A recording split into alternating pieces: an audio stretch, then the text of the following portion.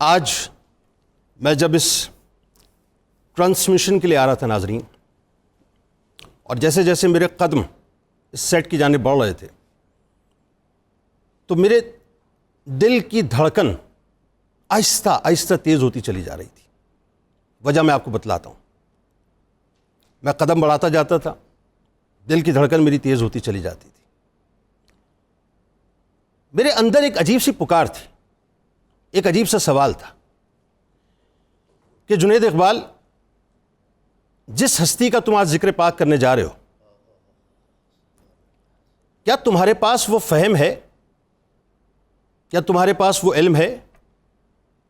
کیا تمہارے پاس وہ شعور ہے؟ کیا تم ادب کی اس دہلیز پہ آ چکے ہو کہ تم ان کے ذکر پاک کا حق ادا کر سکو گے؟ اندر سے ایک سوال پیدا ہو رہا تھا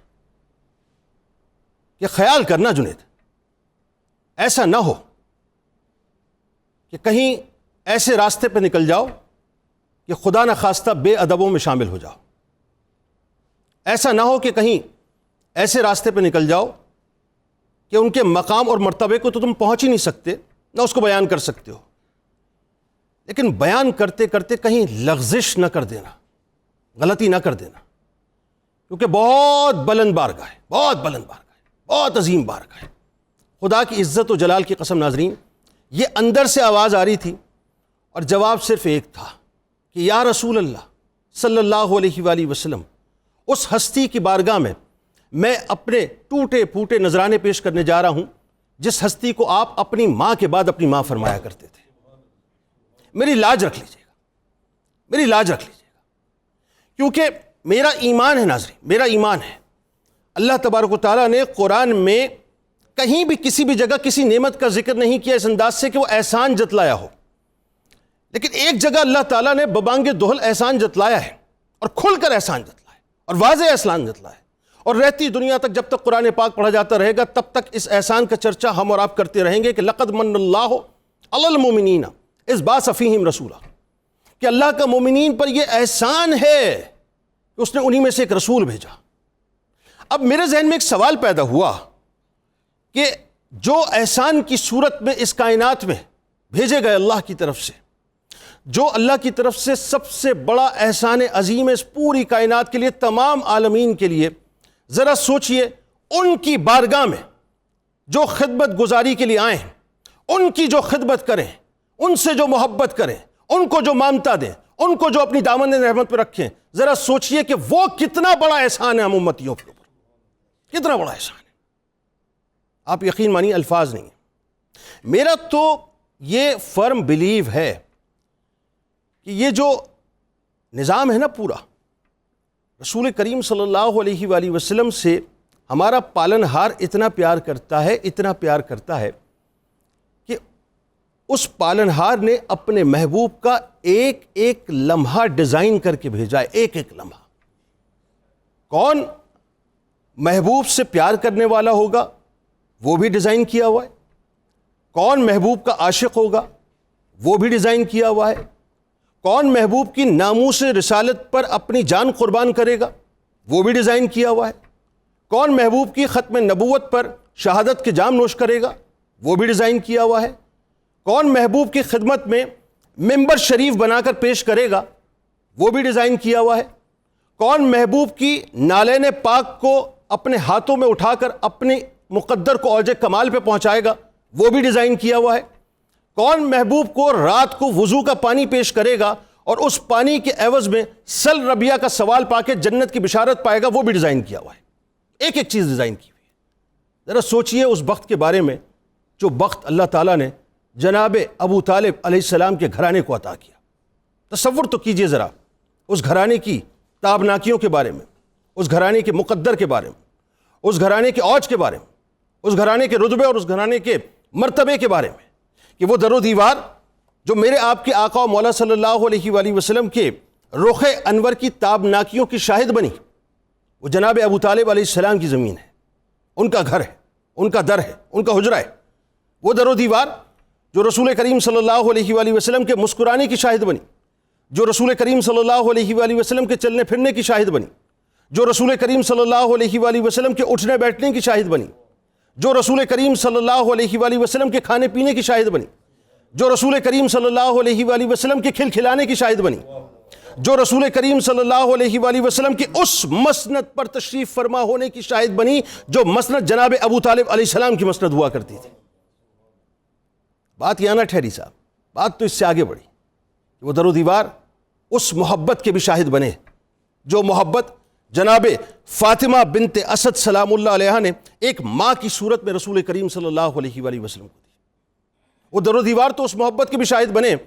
کہ وہ خود نہ کھاتی تھیں، ان کو کھلاتی تھی، وہ خود اچھا نہ پہنتی تھی مگر نبی کریم صلی اللہ علیہ وآلہ وسلم کو نئے نئے کپڑے لا کر دیا کرتی تھی، وہ خود بھوکی رہا کرتی تھی لیکن کائنات کے تاجدار کو بہت ہی پیار سے، مٹھاس سے، اپنے دست مبارک سے لقمے بنا بنا کر پیش کیا کرتی تھی۔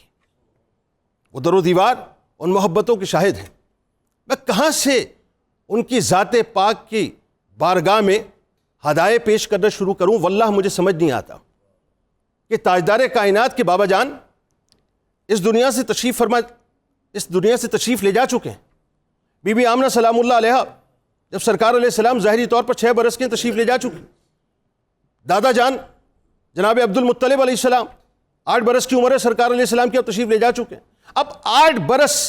کی عمر میں اللہ تعالیٰ نے جس ہستی کو یا جس گھرانے کو رسول کریم صلی اللہ علیہ وآلہ وسلم کے کسٹوڈین ہونے کا تاج ان کے سر اقدس پر سجایا، وہ 2 ہستیاں ہیں، ایک جناب ابو طالب علیہ السلام ہے اور دوسری حضرت فاطمہ بنت اسد سلام اللہ علیہا ہیں۔ کائنات کے تاجدار کی بات ہو رہی ہے، عام ہستی کی بات نہیں ہو رہی، جن کے لیے اللہ تعالیٰ نے اس پوری کائنات کو خلق کیا کہ لولا کلمہ خلقت الافلاق، اے نبی اگر آپ نہ ہوتے میں یہ ارض و سما خلق نہ کرتا۔ تو وجہ وجود کائنات کی خدمت گزاری کے لیے، وجہ وجود کائنات کی محافظت کے لیے، یوں کہیے کہ خاتم الانبیاء کی محافظت کے لیے، ختم نبوت کی محافظت کے لیے، ناموس رسالت کی محافظت کے لیے اللہ تعالیٰ نے جس ماں کو مامتا کا چولا عطا کر کے اس کائنات میں رسول کریم صلی اللہ علیہ وآلہ وسلم کی خدمت کے لیے بھیجا، وہ کوئی اور نہیں ہے جناب فاطمہ بنت اسد سلام اللہ علیہا ہیں۔ وہ ہیں ناظرین، میں کیسے ان کی بارگاہ میں ہدایے پیش کروں صاحب؟ وہ عام خاتون نہیں ہیں، وہ خاص خاتون بھی نہیں ہیں، وہ خاص الخاص خاتون ہیں۔ وہ ایسی خاتون ہیں صاحب کہ جن 5 ہستیوں کو تصور تو کیجئے ذرا، ایک لمحے ذرا عقیدتوں کی یوں کہیے کہ چھیاں میں آ کے ذرا آرام سے سکون سے ذرا سوچئے تو صحیح کہ جن 5 قبروں کو رسول کریم صلی اللہ علیہ وآلہ وسلم نے اپنے دست مبارک کا لمس عطا کیا، جن 5 قبروں کو رسول کریم صلی اللہ علیہ وآلہ وسلم نے اپنے نورانی وجود کا لمس عطا کیا، جن 5 ہستیوں کو رسول کریم صلی اللہ علیہ وآلہ وسلم نے اپنے دست مبارک سے لحد مبارک میں اتارا، ان میں ایک ہستی جناب فاطمہ بنت اسد سلام اللہ علیہا ہیں۔ اور پھر ایسے نہیں صاحب، ایسے نہیں، بات تو اور سمجھنی ہے ابھی کہ فاطمہ بنت اسد سلام اللہ علیہا وہ ہیں کہ میرے آپ کے آقا و مولا صلی اللہ علیہ وآلہ وسلم بہت ہی پیار سے، بہت ہی چاہت سے، بہت ہی محبت سے، بہت ہی حلاوت سے شفقت اور محبت کا اعتراف اس طرح سے کرتے ہوئے فرماتے تھے کہ یعنی ابو طالب کے بعد ان فاطمہ بنت اسد سے زیادہ کوئی مجھ پر شفیق اور مہربان نہیں ہے علیہ السلام۔ یہ میرے آپ کے آقا و مولا صلی اللہ علیہ وآلہ وسلم کا خراج عقیدت ہے ان کی بارگاہ میں، اور سرکار مدینہ صلی اللہ علیہ وآلہ وسلم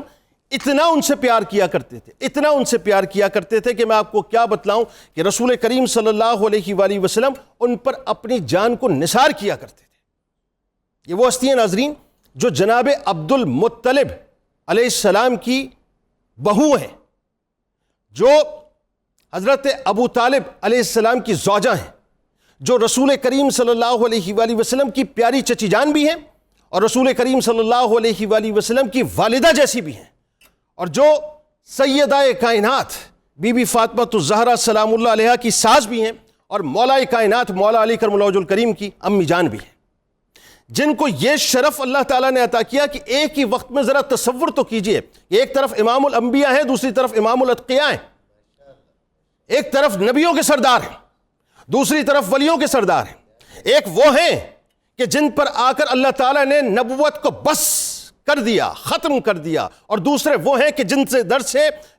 رہتی دنیا تک جو بھی ولایت کے اور سلوک کے راستے پر چلنا چاہے گا، سند اس وقت ملے گی جب مولا کائنات کی اس کو نظر کرم عطا ہوگی۔ تو یہ دونوں ہستیاں آپ کی گود میں جو ہیں وہ پروان چڑھ رہی ہیں۔ کیا میں شان بیان کروں، کیا شان بیان کروں کہ جو میرے آپ کے آقا و مولا صلی اللہ علیہ وآلہ وسلم کو اتنا چاہتی تھی، اتنا پیار کرتی تھی کہ لقمہ اپنے بچوں کو بعد میں کھلاتی تھیں، پہلے رسول کریم صلی اللہ علیہ وآلہ وسلم کی بارگاہ اقدس میں پیش کرتی تھی۔ خدا کی قسم یہ وہ ہستی ہیں جو امت کی محسنہ ہیں، امت کی محسنہ، جو محسن کائنات ہیں، جو رحمت للعالمین ہیں، جو راحت العاشقین ہیں، جو مراد المشتاقین ہیں، جو شمس العارفین ہیں، جو سراج السالکین ہیں، جو مصباح المقربین ہیں، جو محب الفقراء والغرباء والیتامى والمساکین ہیں۔ ذرا سوچئے ان کی خدمت کا شرف کسی ایک کو اگر لمحے بھر کے لیے نصیب ہو گیا، اللہ تعالیٰ نے اسے جنت عطا کر دی، تو جو براہ راست 17 برس تک رسول کریم صلی اللہ علیہ وآلہ وسلم کی روز صبح و شام 24 گھنٹے ایک ایک پل ایک ماں کی حیثیت سے خدمت کرتی رہی ہوں، اللہ تعالیٰ نے ان کو کیا مقام اور کیا مرتبہ عطا کیا ہوگا۔ بس آخری جملہ عرض کر رہا ہوں، آخری جملہ۔ آپ کو معلوم ہے پروٹوکول کیا تھا؟ میں نے آپ سے کہا نا کہ میں اور آپ ان کے فضائل کو بیان نہیں کر سکتے، ہاں بس یوں سمجھ لیجئے کہ اپنے الفاظ کو پرو کر، اس میں عقیدتوں کی جھالریں لگا کر، اس میں محبتوں کے پھول سجا کر، اور اس میں عشق کے اور ادب کی خوشبوؤں کو بسا کر ان کی بارگاہ میں اس تیقن سے پیش کر رہے ہیں کہ کل بروز محشر جب محشر کا میدان سجے گا اور رسول کریم صلی اللہ علیہ وآلہ وسلم اپنی کالی کملی کے ساتھ تشریف لائیں گے، تو ہم صرف اتنا عرض کر دیں گے کہ یا رسول اللہ صلی اللہ علیہ وآلہ وسلم، وہ خاتون، وہ ہستی جن کو آپ اپنی ماں کے بعد ماں پکارا کرتے تھے، جن کے اس دنیا سے پردہ کرنے کے بعد آپ بے حد مغموم ہو گئے تھے، اور آپ کی چشمان مبارک اس وقت تر ہو گئی تھی، اور آپ نے اپنی پیاری قمیض جس کو آپ کے جسم اطہر کا لمس نصیب ہوا تھا، آپ نے وہ قمیض ان کو عطا کر دی تھی، اور آپ نے ہی فرمایا تھا کہ 70,000 فرشتوں کے جلووں میں اس وقت سیدہ فاطمہ بنت اسد سلام اللہ علیہا اللہ کی بارگاہ میں تشریف لے جا رہی ہیں۔ خدا کی قسم ہم نے ان کا ذکر کیا تھا، اگر آپ نے اپنی بارگاہ میں قبول کر لیا ہے تو بس ان کی طرف نگاہ فرما دیجئے کہ وہ ہم پہ نگاہ فرما دیں، تو ان کے صدقے سے آپ ہم پر نگاہ فرما دیں گے۔ بس یہی چاہیے، یہی چاہیے، اور کچھ نہیں چاہیے، اور کچھ نہیں چاہیے۔